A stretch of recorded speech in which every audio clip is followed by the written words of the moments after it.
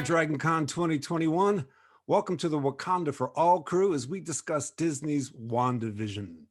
We're absolutely thrilled to be invited to participate in this year's Diversity in Speculative Fiction and Literature fandom track by the one, the only, the 2020 recipient of the Kate Wilhelm Soltis Nebula Award, Mr. Jarvis Sheffield.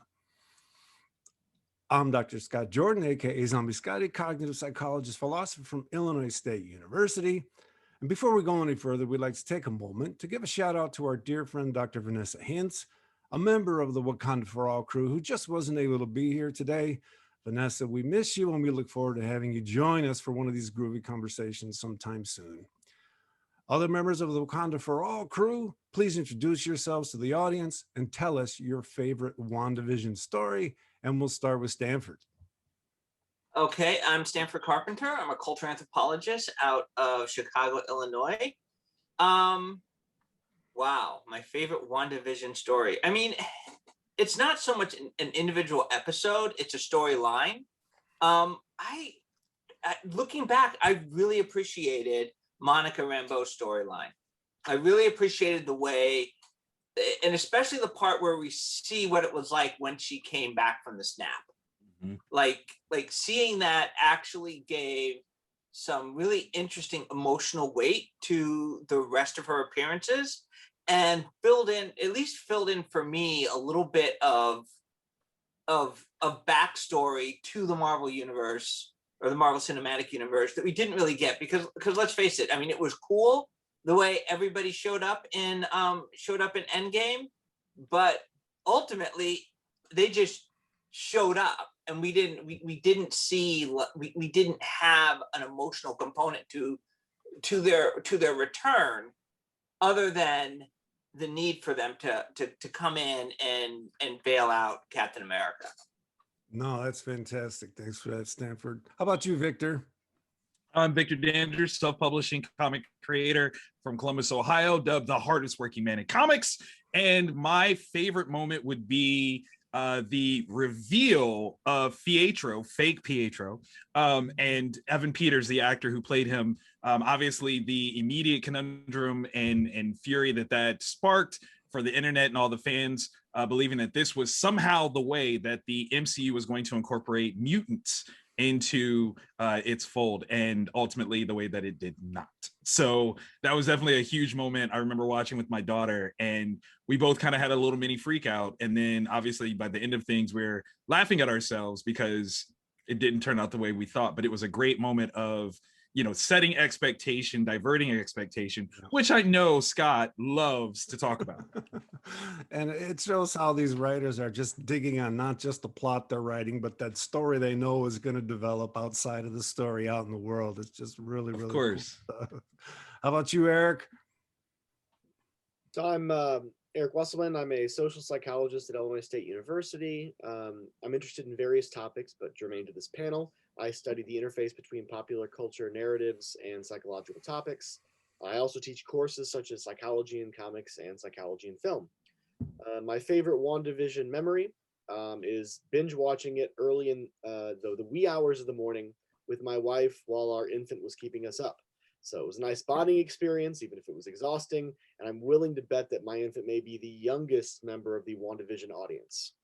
That's very meta, ain't it? There's a couple of episodes where they weren't sleeping due to new babies, and exactly. Were you looking for at the walls, experience, trying to see if things were crumbling around you? Is your baby growing up faster now? I just thought I'd ask. It certainly feels like it.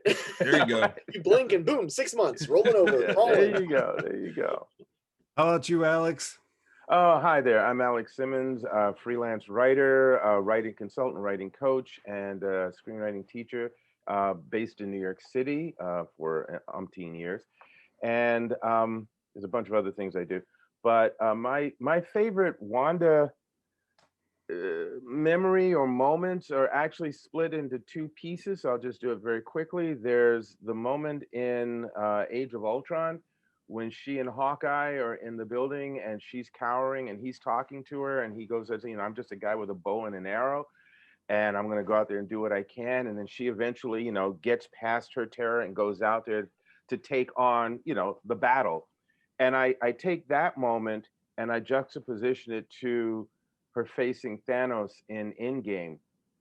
When she comes at him, it's a force of nature or the universe or the galaxy. And for her, just that power shift from that timid, frightened little heroine to be to this, I'm gonna tear you up, boy.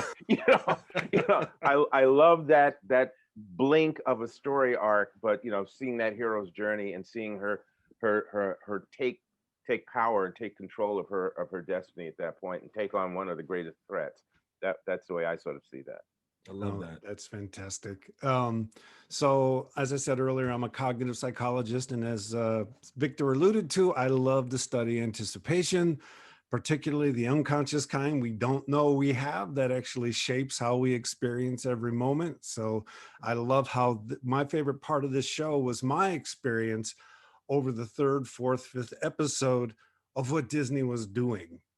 I had never seen someone creatively take advantage of the half-hour sitcom genre and then break it into a movie, but playing on the theme of sitcom over and over and slowly showing us the degradation of Wanda's ruin she'd created for herself to keep her trauma at bay. I just thought, okay, I can't imagine how much fun they had in the writing room, just sitting around dabbling with these ideas. Oh, dude, but we can do like half-hour simulations of these old shows. And I just thought it was a real achievement in terms of doing something new creatively. So Very much so.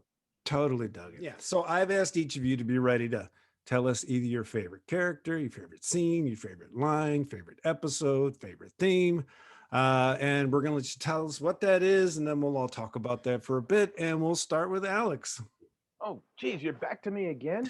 I can go somewhere else, man. It's okay. Again, watching Wanda, watching her go through or actually struggling not to face the obvious was as you were talking about, the technique that they chose to tell this story, in terms of the old sitcoms. And that was all fun for my family. Even my grown kids, because I'm their father, they were aware of some of those tropes, and they were, oh, that's from this show and that's from so we had fun with that. But that was sort of the wonderful nurturing shell that eventually exploded as she began to get a sense, as we did, that something's not right. And then watching that build, watching her fight that realization, deny that realization, I think that both the storyline and the storytelling technique and the actress really brought their A game.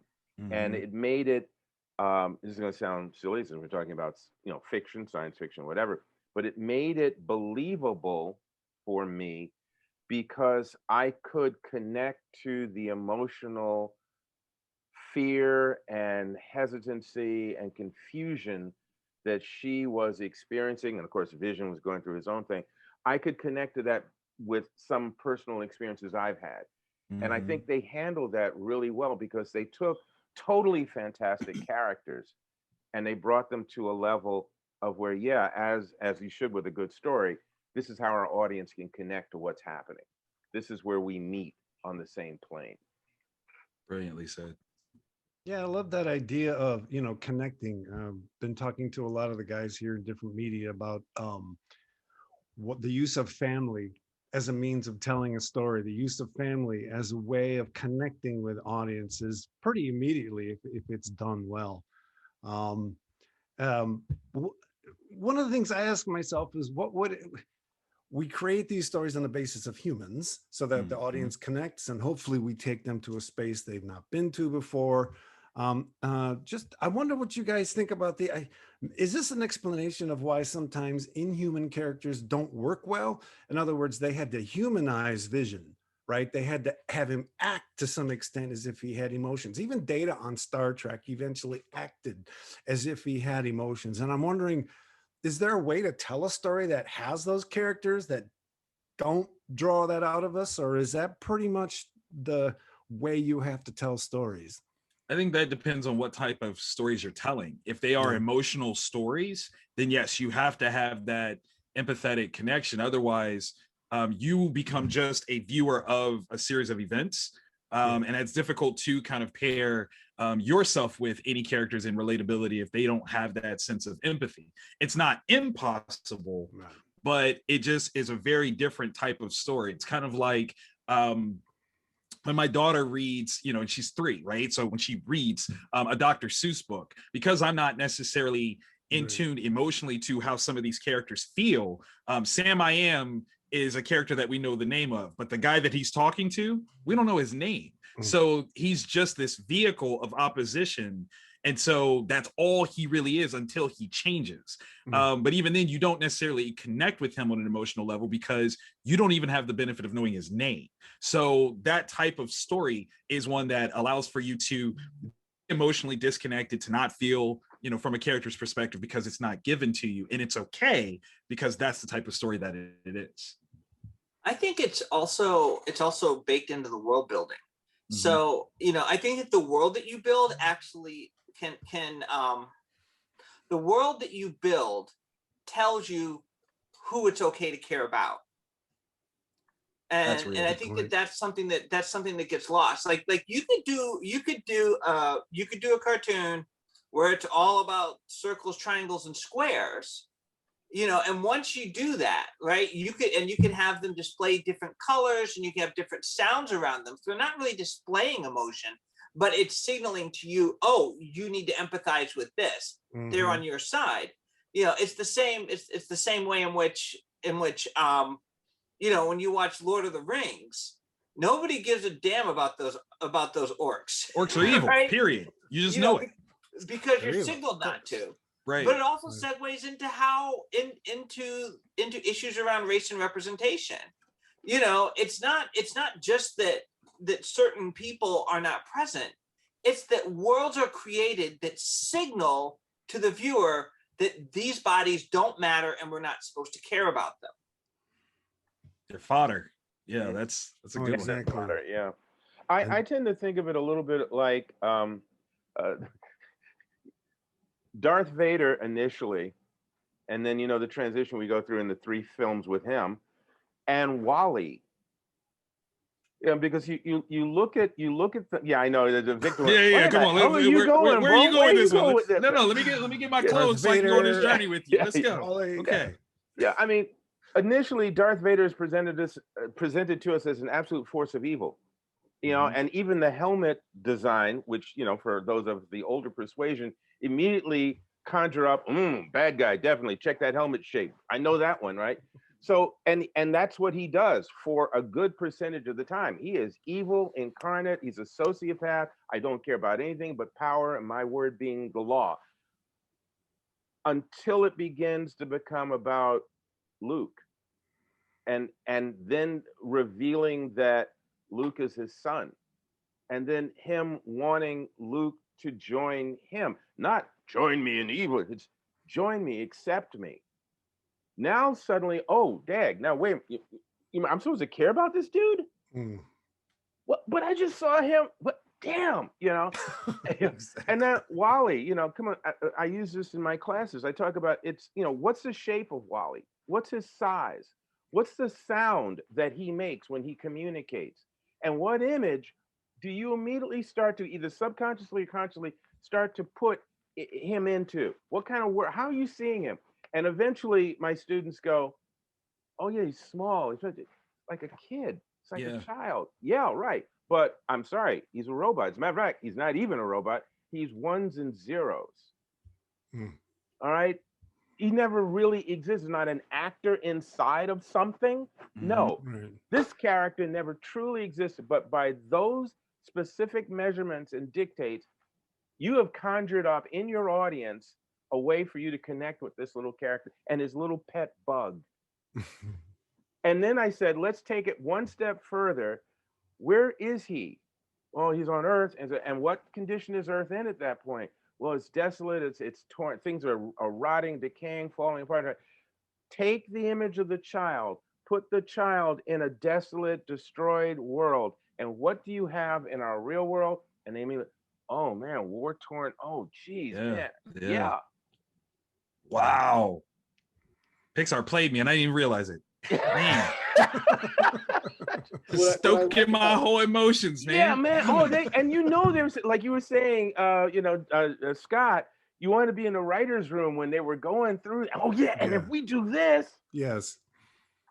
yeah. Wow. What I Fantastic. like about what you're all sort of hitting on is when you look at the sort of science of narratology, right? And there've been people who have studied how we engage with narratives, what are the most effective techniques, right? What transports us into that world, and where we lose everything else and we hit this sort of flow state, right? And it's a lot of it is identification with characters. Now we can identify generally pretty easily, right?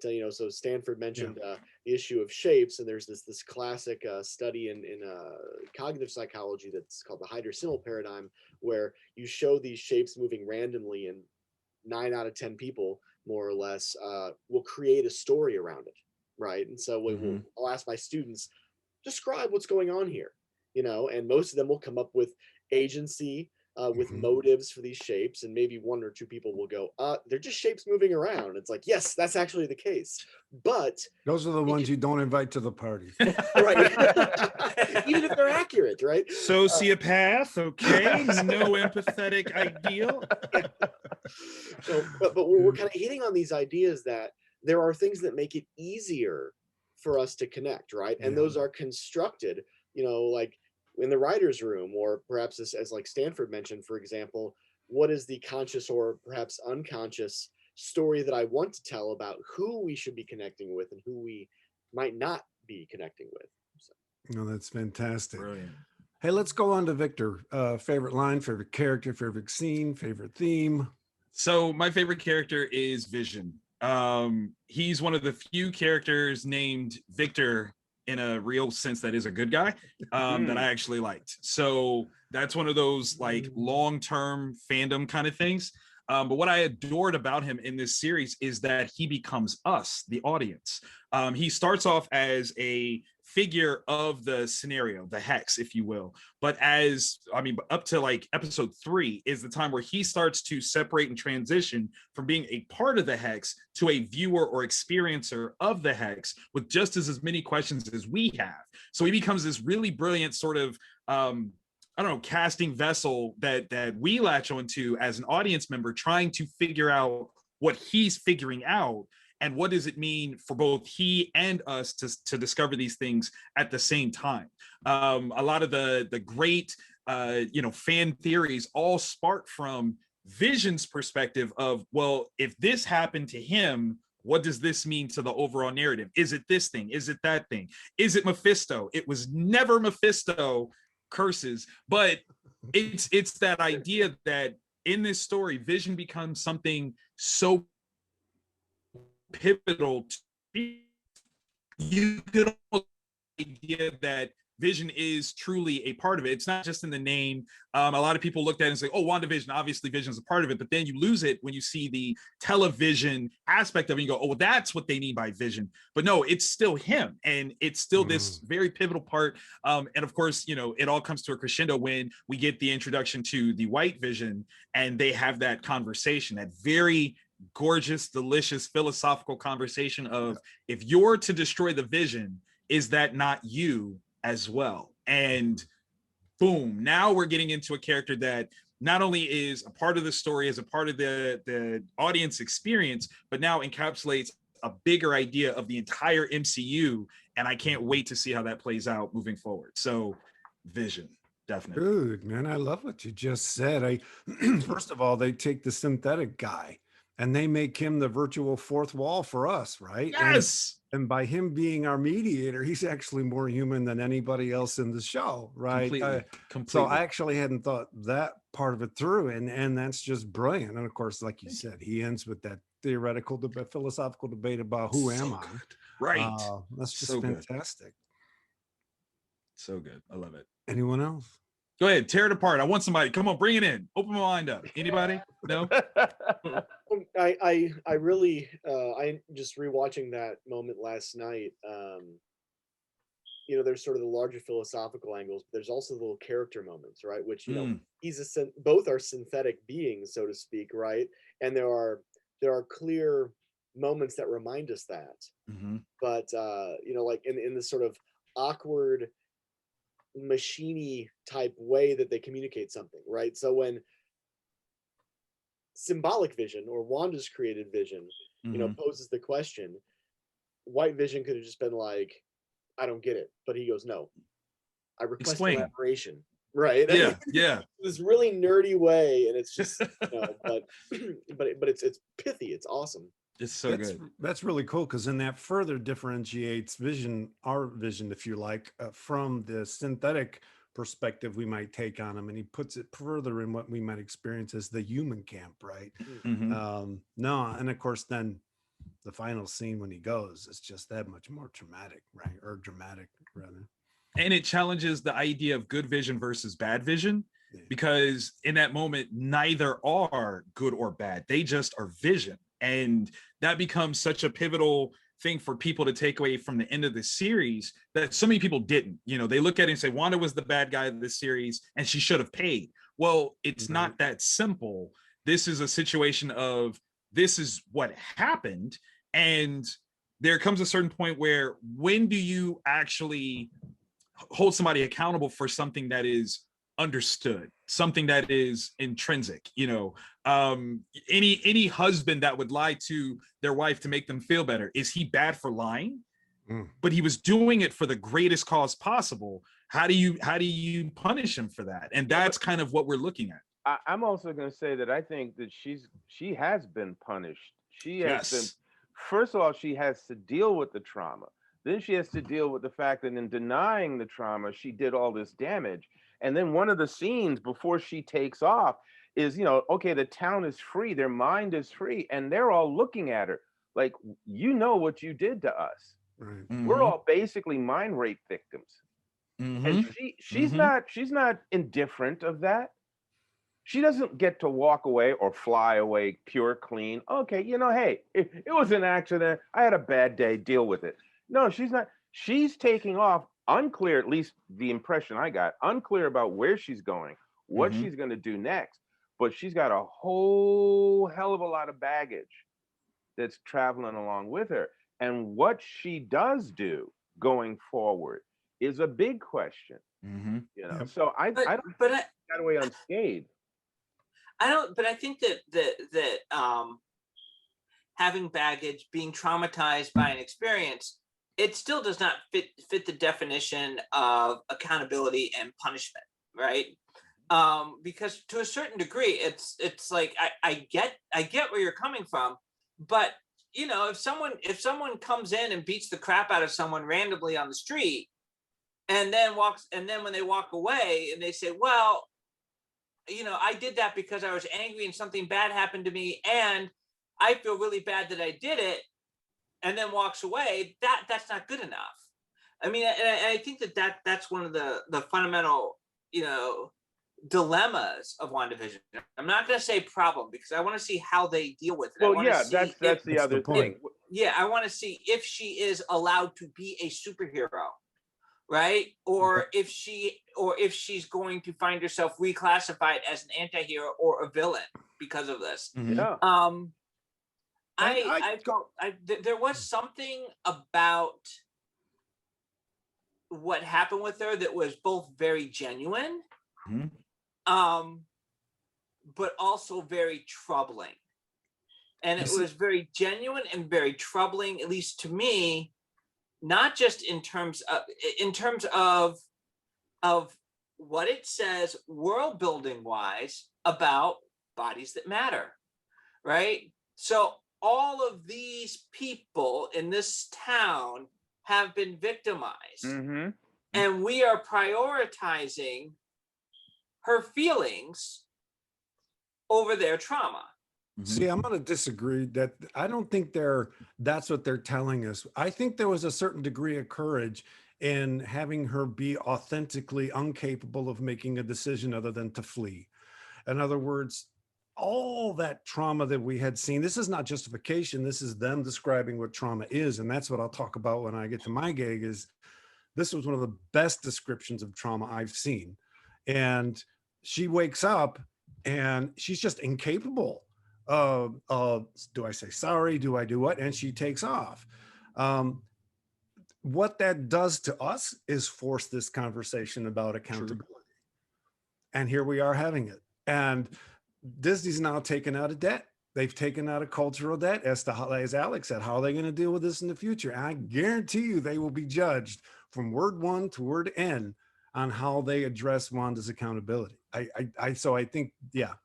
Well, and it's one of those things where I think is definitely a cultural sort of idea. If you go even playing on the critical race concept, how many people to this day are part of a very discriminatory system that they don't necessarily recognize is discriminatory, but they are being pointed at as guilty of perpetuating that system because it works for them. That's kind of what I think we're seeing with Wanda. She didn't mean to. So like your analogy of if I beat somebody up, that's a conscious decision on my part to raise hands on somebody, even though I'm mad. We're talking about you're taking part in something and didn't even realize what it was. And then once you do, is it really human, authenticity to expect that you're going to go, oh, that was bad, let me just stop?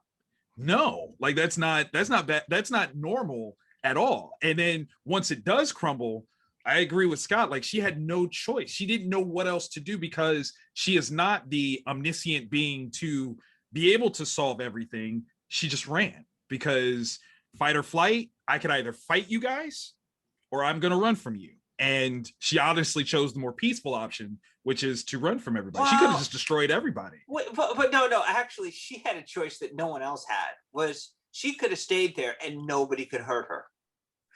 You have to realize she has the power, and it's established. Power's not always choice, though.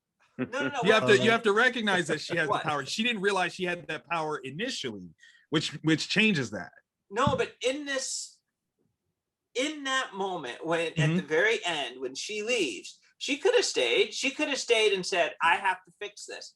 And she would be doing it from a position of not having to worry about being hurt.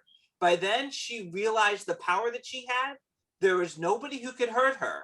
It would, at that point, nothing was going to happen without her consent.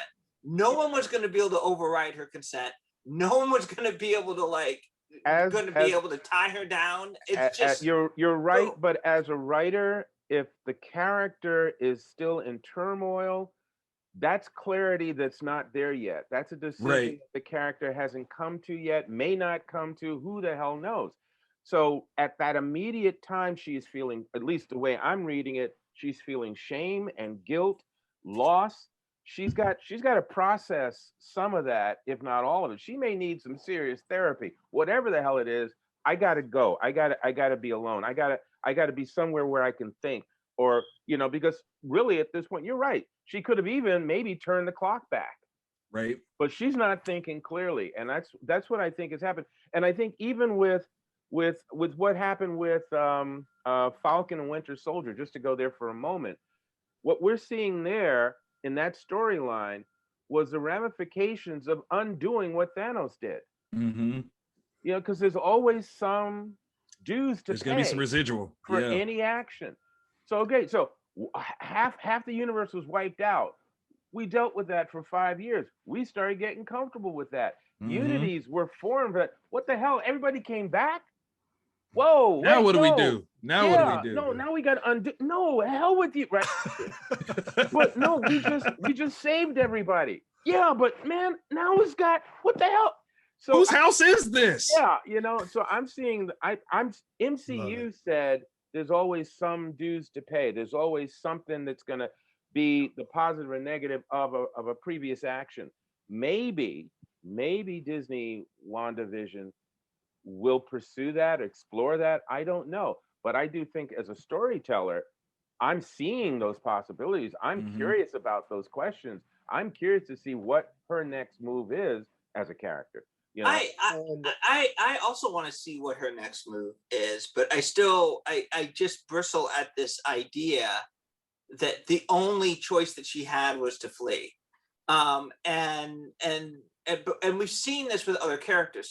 Some characters will make the decision to flee. Other characters will make the decision to just stay and be like, okay, I Yeah. got to figure this out, right? Yeah, you're right. And I understand the writerly motive for it, you know, but at the same time, they are creating a world, and the actions in this world dictate all sorts of priorities. Mhm.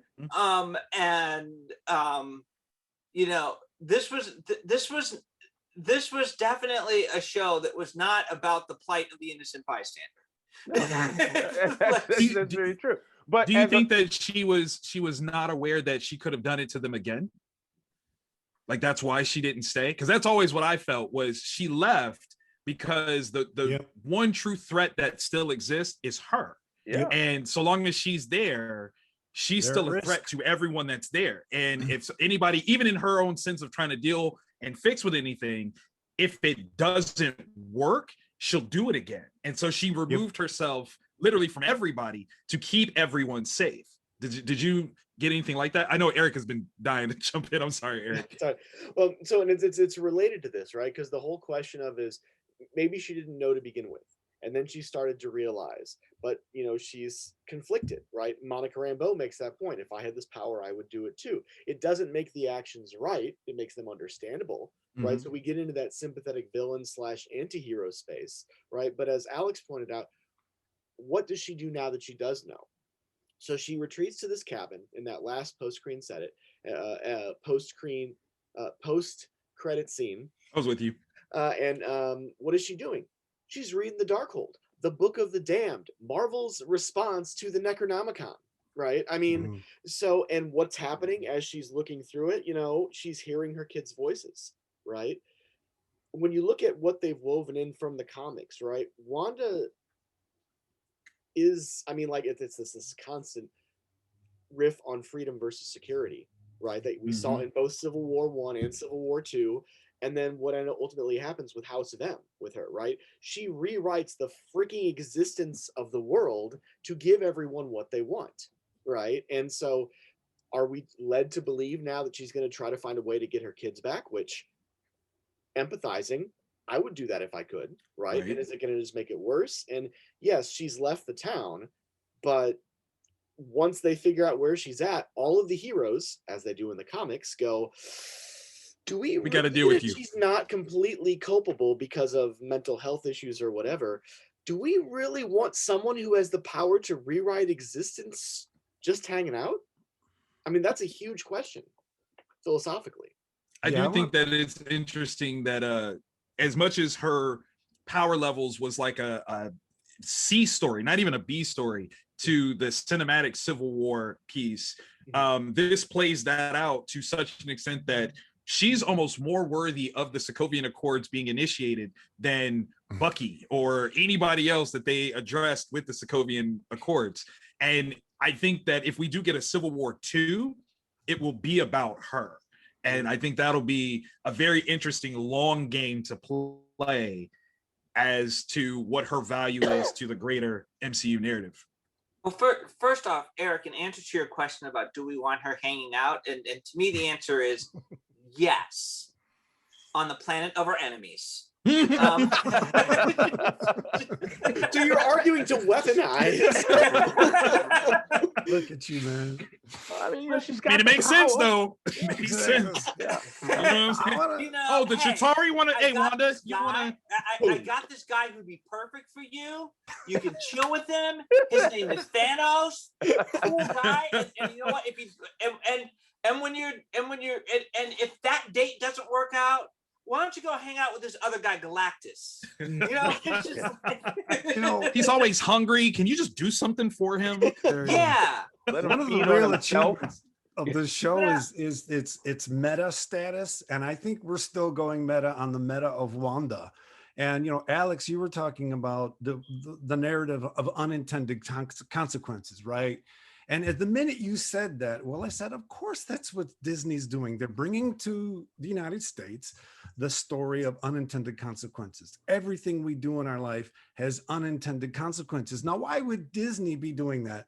Well, because they were telling stories that didn't involve unintended consequences 30 and 40 years ago. So they are to some extent culpable for the fact that we have to be taught so thoroughly about a life of unintended consequences. I would bet lots of money that a conversation like that happened somewhere in the last 10 years in Disney. Well, I always say I it's from the also- company that brought you Song of the South to Black Panther.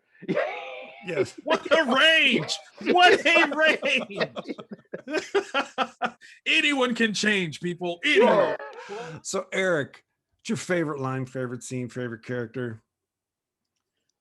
Well, so I'd have to say that my favorite episode out of all of them, because all of it's wrapped into this one episode, is the Halloween special. Hmm. So I mean, even just cosmetically, I enjoyed WandaVision and Pietro wearing their classic Silver Age costumes. That's fun for Easter egg for the nerds. I mean, I also like that it brought in Quicksilver from the X-Men franchise in a way, right? Because I mean the show's ultimate premise, right? This sort of experimental nature, this recursion on television, right? And storytelling, it allows for them to use it as a plot device, right? You got the sitcom humor, but you also have the show as media. I mean, Darcy says she recast Pietro, right? I mean, they just dropped that right there, and that connects to the show itself, this idea of casting, right? But it's also intertextual in that it connects the two franchises, as Victor mentioned earlier, right? And fans who know that Pietro was both an Avenger and a member of the various X teams and have watched both movies have had to deal with that dissonance of two different, multiverse Pietros, and what are they going to do with it, and then they still could do something. But then on a psychological level too, I mean, lots of people have talked about this show in the context of understanding grief, of trauma and complex bereavement, right? And we're sort of going through Wanda's dealing with that, right? And in this particular episode, I mean, it's through Agatha, and probably for not the best reasons, but Pietro sort of gives her a space to sort of talk through. I mean, he asks questions and lets her work things through, right? And then of course then there's Monica, who's also a source of social support, who does it from a place of empathy, right? She says, I know what she's going through, I want to help her, right? And just that phrase that when Wanda becomes aware of her own motives, she said, I was basically in a place of being alone, right? And as humans, we need others generally. We hunger for belonging. We don't have it. We have all sorts of negative physical and psychological outcomes. But when we are in a place of bereavement, that's when we need social support the most, right? And she didn't have that, right? If she had, some people to help her work through these things pre-Hex, maybe it would have gone differently. So I don't know, that's all the feels that I get when I watch that episode. Nice. Well, and one thing that we haven't talked about is she was kind of I don't want to use the word refugee, but I mean, she was from a different country. She actually involved with a different organization other than the Avengers earlier, ends up being, taken in by the Avengers, but never really feels at home. Falls in love with Vision, I think, as a way of, as another other, right? And forms this bond with him. That's them, not against, but very much aware that they're in this group that they're not really in. And that tension just kind of permeated the whole thing, that sense of being alone. You know what? I gotta give you some pushback on that not against thing though, Sure. because her relationship with Vision is very much so an act of rebellion on multiple levels, right? Like she sided with Steve during the Civil War, which immediately put her against Tony at the very least. Right. Then you have Vision, who is not only an embodiment of Jarvis, who belonged to Tony, but also is a creation of Ultron that was built from Tony. So to take Vision from Tony, who is still on Tony's side like she does, I think it's still this ultimate sense of, I don't trust a Stark. I don't like a Stark. I'm going to find a way to get back at a Stark. And that's ultimately what this is this complete othering, which she now takes to this new form of literally building a world that no one else is a part of. There isn't a Tony Stark here. There isn't, all these other facets, and it's just them, just so she can kind of be this, us versus them sort of setup. You know, the other thing I'm kind of curious about, and maybe it was dealt with in the comics. I admittedly did not follow her storyline in the comics religiously. One must ask, how or why did she fall in love with Vision? Well, if I may, sir, the idea is that she had prior relationships with Wonder Man, who's the basis for Vision's thought processes. Right. So the things that she liked in Simon is projected onto Vision as this perfect version of him. Someone who is not flawed, does not have the same human characteristics that might bring him down. It was something that she could latch onto. He could be tender, literally feel through if she needed to. He could be tough, diamond hard if she needed that. Vision was like the perfect person. Dare I say, if this is an all ages friendly thing, she was a living vibrator, okay? A living vibrator that she could, I'm not saying that facetiously, I'm dead serious. Totally, yeah, Because, you know, it's all the things about this man that I love, but none of the things I don't. He's not jealous, he's not insecure, he just is. And that's why she loved him. Well, and also take it to WandaVision, and she had total control of him. Absolutely. But she was in love before, so that's the thing. Yeah, in WandaVision, yeah, she was in control of everything.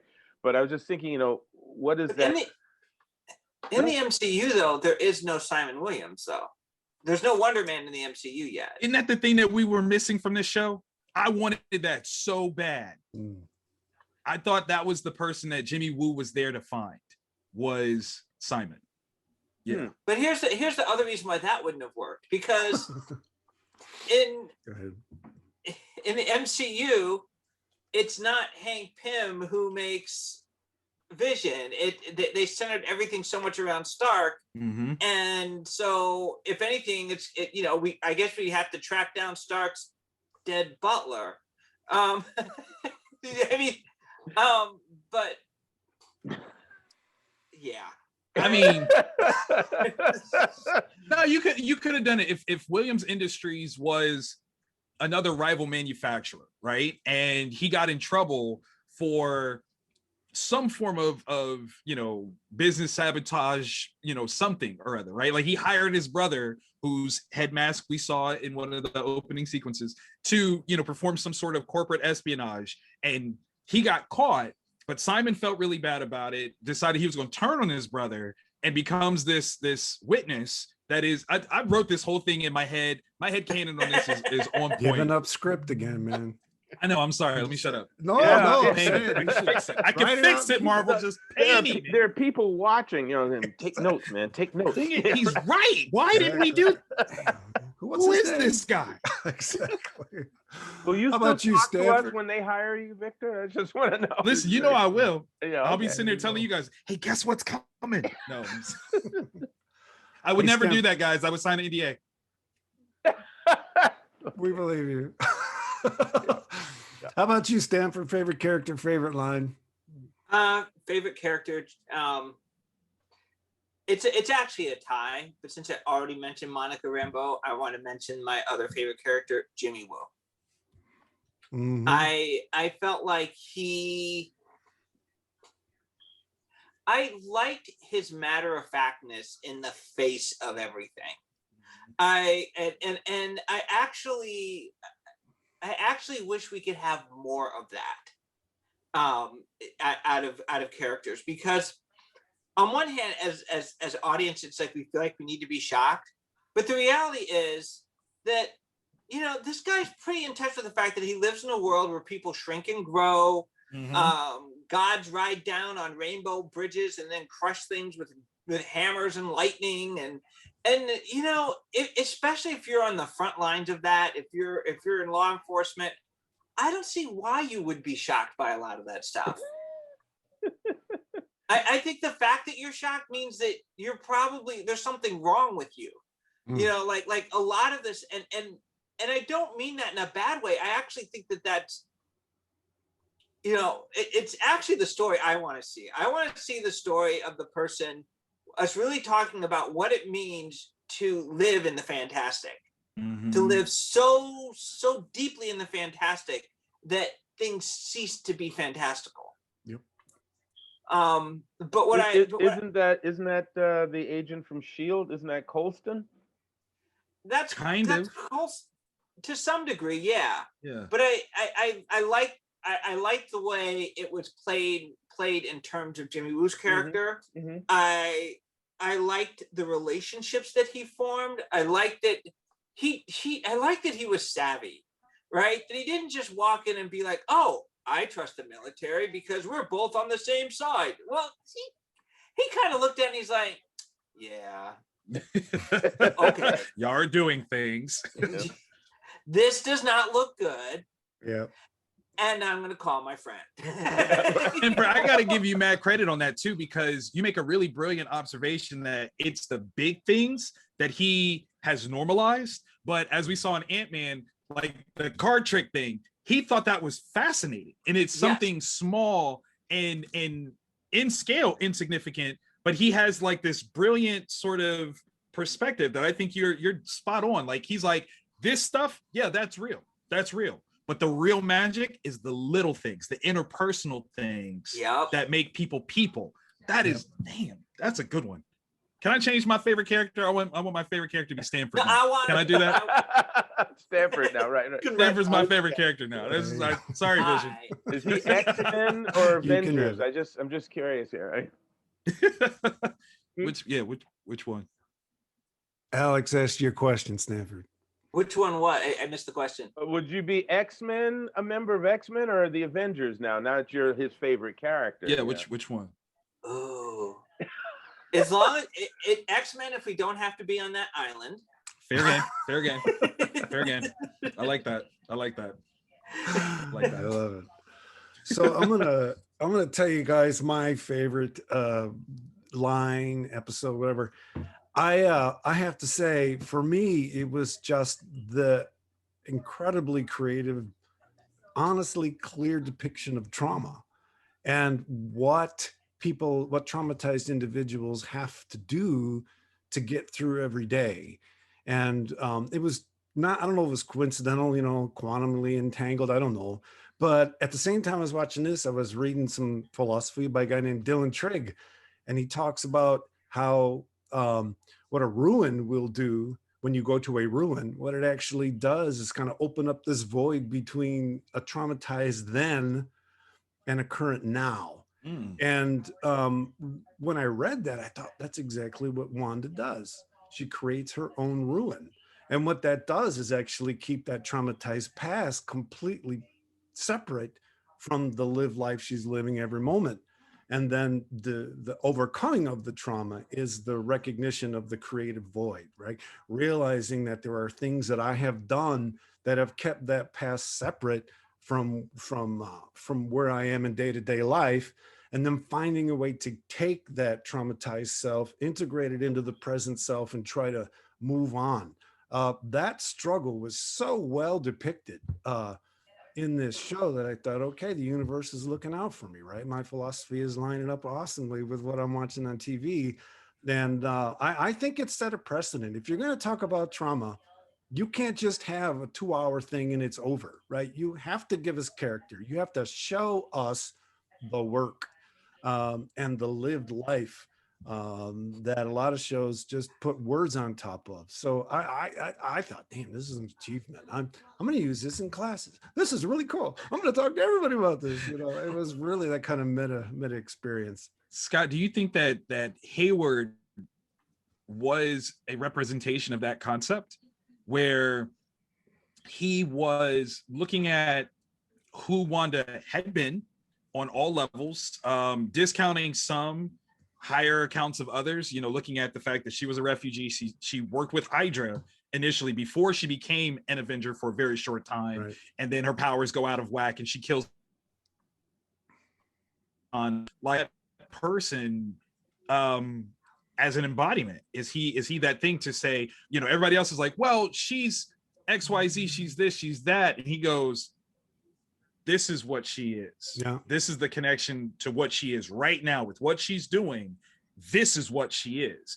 I get everybody else's quaint perspective, but the reality is she's taking these people hostage. She's potentially projecting what would be, what do you say, $6 trillion worth of Wakandan vibranium, which how did he get that out of the country? That's messed up. But like those are things that I think he exhibiting that. I think he's giving voice to that understanding. Interestingly enough, he's not presented as a therapist at all. Right? He's not at all. He's going to make sure that she doesn't do any more damage than her self-created void. I mean, my God, they just make it a dome, right? I mean, that her self-created void has done.